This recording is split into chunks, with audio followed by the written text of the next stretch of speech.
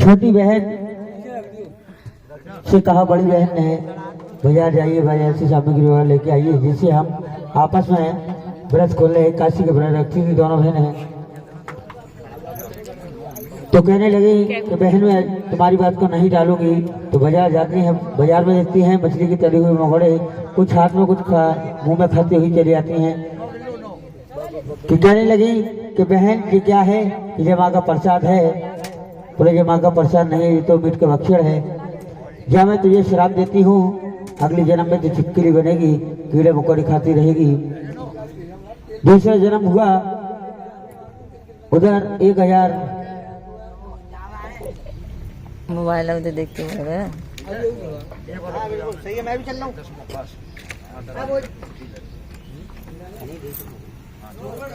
चिपकली का रूप मिला।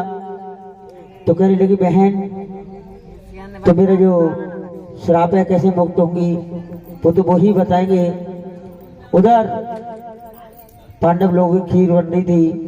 चिपकली कहती है ये खीर बन रही है। उधर दुर्वासा को नहीं बुलाते, दुर्वासा क्रोधित हो जाते थे, कहते हैं कि यज्ञ में नहीं जाऊंगा तो यज्ञ संपूर्ण नहीं होने दूंगा। एक पक्षी का रूप धारण किया, मरे हुए सर्प की माजर को उसी में खीर में डाल दिया, बोली सच्चे दरबार की। तो वह छिपकली देख रही होती है कि अगर ये पांडव लोग खाएंगे तो सभी मर जाएंगे। ऐसा करती हूँ, अपने प्राण गंवा देती हूँ, सबके प्राण बचा लेती हूँ। जब पांडव लोग खीर की कढ़ाई को लेने आए, उनके सामने वो गिर जाती है, बोली सच्चे दरबार की। कहने लगे कि नीच, तूने बहुत नीच काम किया है, हम तुझे श्राप देते हैं। जन्म एक राजा के यहाँ होगा और पालन पोषण एक हरिजन के यहाँ हुआ। तो लोग कहने लगे कि अब इस खीर को क्या करें हम? एक गड्ढा खुदवाया, उसमें पलटवा दिया खीर को। पहले छिपकली निकलती है, फिर खीर, उसके बाद में सर्प की माजर। अरे हमने गलत श्राप दे दिया, ये तो इसने तो हमारी जान बचाई है। जब तीसरा जन्म हुआ राजा के यहाँ, दोनों कन्याओं ने जन्म लिया। बड़े खुश हुए राजन। राजन कहने लगे कि रानी हम बड़े खुश हैं। पंडित जी को बुलवाया। पंडित जी ये बताइए कि हमारी दोनों बच्चियों की कुंडली बताइए। बड़ी बेटी की देखते हैं बहुत अच्छी है। छोटी की कहने लगे कि ये राजपाट के लिए बहुत नुकसान है, तुम्हें नाश कर देगी। तो कहने लगे पंडित जी इस कन्या को मरवा दो, इस कन्या को मरवाना पाप है, कोई और उपाय सोचिए। एक लड़की का संदूक मंगाइए और गंगा मैया बाधी। बोली गंगा मैया की। जब गंगा मैया में आया, एक हरिजन और एक पंडा स्नान कर रहा होता है। पंडे की निगाह बक्से पे जाती है, कहता है हरिजन से, हरिजन अगर तू इस बक्से को बाहर निकाल लाएगा, अंदर का माल मेरा, ऊपर का माल तेरा। तो बोला नहीं कि अंदर जो भी माल होगा, हरिजन कहने लगा वो मेरा है, जो ऊपर पे जो भी माल है वो तेरा है।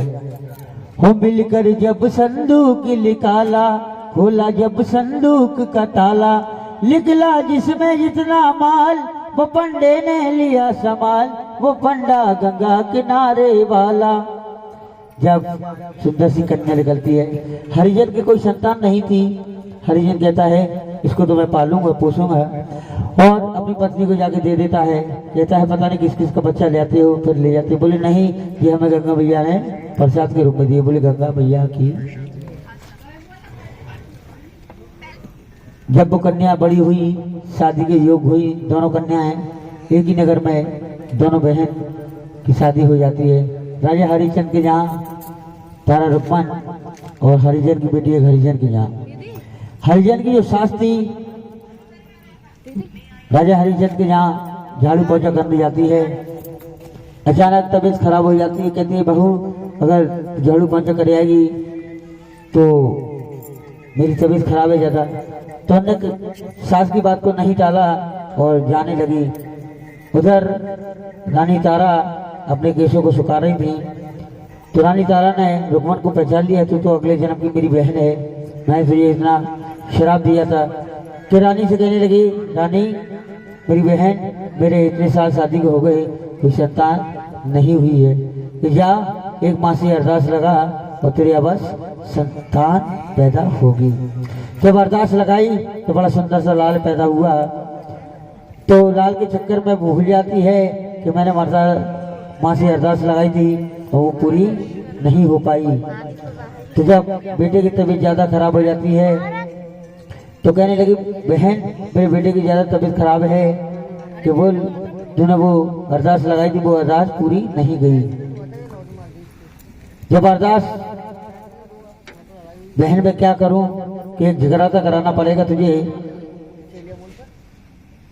तो कहने लगी कि बहन बेलजा कौन आएगा, मैं तो एक हरिजन हूँ, किरानी तारा बदी जागरण सुनने के लिए आ रही हैं, एक काम करो जागरण वालों से कहना। कि जागरण वाले कहने लगे कि नहीं तुम मुझे दल दे जाइए, हम तुम्हारा जागरण नहीं कर देंगे। बोले नहीं, रानी तारावती जागरण के लिए सुनने के लिए आएंगी। उधर राजा एक नाव ठाकुर की दुकान पे दाढ़ी बनवा रहे होते हैं, दाढ़ी का पानी मुंह में चला जाता है। तो राजा ने तलवार उठाई कि तुमने ये क्या किया कि दाढ़ी का पानी मेरे मुंह में चला गया, मेरा ईमान खराब कर दिया है। एक रानी एक मैथरानी के यहाँ जगराता सुनने के लिए जा रही, जब तुम्हारा ईमान खराब नहीं हुआ अपनी छुंगी उंगली काटी ही। राजन ने महलों में आ गए, रानी से कहने लगे, रानी हमारी शिकार करने में उंगली कट गई है, आज हमारे पास ही बैठो कि जिससे हमें नींद आ जाए, हमारे पास ही बैठी रहो। अब ये नींद कहाँ आती है जब उंगली में नमक लगा दिया राजन ने। रानी कहती है कि जगराते में मैं नहीं जाऊंगी, जगराता शिकार नहीं होगा। रानी ने फरमान करने लगी निंदा देवी से, हे माँ बंदे महल के 10 दरवाजे, ना जाने कौन सी खिड़की खुली थी, जागे में कैसे जाऊं सोचे खड़ी थी। मैया कोई तो बता दे उपाय। राजा ने बिठाए बाहर चौकीदार, उंगली में वो नमक लगाए सोया पैर पसार। ठंडी ठंडी चली है देखी पूरी भैया, पवन छेड़ चढ़े आए उतर के ला मैया। जब हवा का झोंका आया राजन को नींद आ गई और रानी जाने लगी महलों को छोड़ के। उधर 4 चोर मिलते हैं रानी को लूटने के लिए, हीरे जवाहरात लूट लेते हैं, उनके उल्टे पैर की पायल गिर जाती है। माँ से कहने लगी, हे माँ मुझे बदमाशों से बचाइए। माँ से अरदास लगाई, माँ से फरियाद की तो एक पीला शेर लेकर के आया और रानी तारावती को बचा के ले गया। जब राजन की आँख खुली 4 बजे के बीच में, राजन कहने लगे, रानी रानी रानी रानी हो तो बोले। कि रानी ने वो समझ गए कि रानी मैथरानी के यहाँ जगराता सुनने के लिए जा गई है। राजा ने अपने नीले घोड़े को उठाया और तलवार को उठाया और चल दिए। उधर देखे 4 जो चोर थे वो उल्टे लटके हुए थे, रानी की पायल जमीन पर गिरी हुई थी। तो बोले कि रानी इधर ही गई है। जब रुकमान के यहाँ पहुंचे तो उन्होंने देखा एक ढिंगला था, उसमें देखा कि रानी को प्रसाद के रूप में बकरे का शीश मिल रहा है। तो राजन कहने लगे, रानी तेरी झोली में क्या है, कि माँ का प्रसाद है। बोले नहीं, इसमें तो कुछ और है। बोले नहीं राजन कि तू झूठ बोल रही है, मैं तेरा सर कर लूँगा। नहीं राजन अपनी झोली खोल के दिखाओ। जब रानी ने झोली खोल के दिखाया तो जो बकरे का शीश था वो नारियल बन जाता है, कुछ मेहमान स्टार बन जाते। बड़ी सच्ची दरबार की। राजन कहने लगे, रानी तू और तेरी माँ बड़ी चतुर है, अगर तेरी माँ इतनी चमत्कार है तो मुझे कुछ और उपाय करके दिखाए कि मैं समझूं कि हाँ तेरी माँ चमत्कार है। राजन तुम सबसे ज्यादा किसको प्यार करते हो, लीले घोड़े को बेटे रोहतास के, दोनों का शीश काटिए और प्रसाद रंधवाइए। दोनों को प्रसाद काटा और रंधा, 5 थाली निकलवाए। जब राजन ने उस प्रसाद को खाया, छुंगई उंगली जो होती है उसके डाल के नीचे आ जाती है। रानी कहने लगी कि राजन क्या हुआ, कि रोने लगे राजन। रानी कहने लगी क्या हुआ राजन, कि बोले नहीं आज मेरे बेटे को याद आ गई मेरी, मुझे तो मेरा लाल चाहिए। कि राजन तुम इतने में घबरा गए, नहीं मुझे रानी मुझे मेरा बेटा चाहिए। पूरा देख लिया मेरा माँ का पंथ कि हाँ रानी मुझे तो मेरा बेटा रोहतास और नीला घोड़ा चाहिए। क्या आवाज दीजिए और नीला घोड़ा और बेटा रोहतास तुम्हारा दौड़ता हुआ चलाएगा। बेटे बोलो ने ना खोलो, माता पिता बुलाएं, तुम्हें क्या हो गया है, तुम्हें क्या हो गया है। जल्दी से जागो लाल मैया खड़ी है इंतजार में, बेटे बोलो ने ना खोलो माता पिता बुलाए तुम्हें क्या हो गया है। बेटा दौड़ता हुआ चलाता है, माँ से कहने लगा हे माँ, पिताजी के पास गया, एक लाल चुनरी वाली माँ मेरे पास आई थी, मुझे ले गई थी। तो रानी से राजन कहने लगे रानी तुझे जो मांगना है मांग ले। तो राजन कहने लगे रानी तुझे जो मांगना है मांग ले। रानी कहने लगी कि राजन अभी तुम्हारा घमंड नहीं गया कि देने वाली तो ये है, अंधों को आंखें कोड़े को काया, बांझों को पुत्र और निर्धन को माया। अगर ऐसी कुछ करना है तो एक घर के सामने मंदिर बनवाइए और जिसे हर वक्त घंटे घंटे बजते रहिए। बोली सच्चे दरबार की।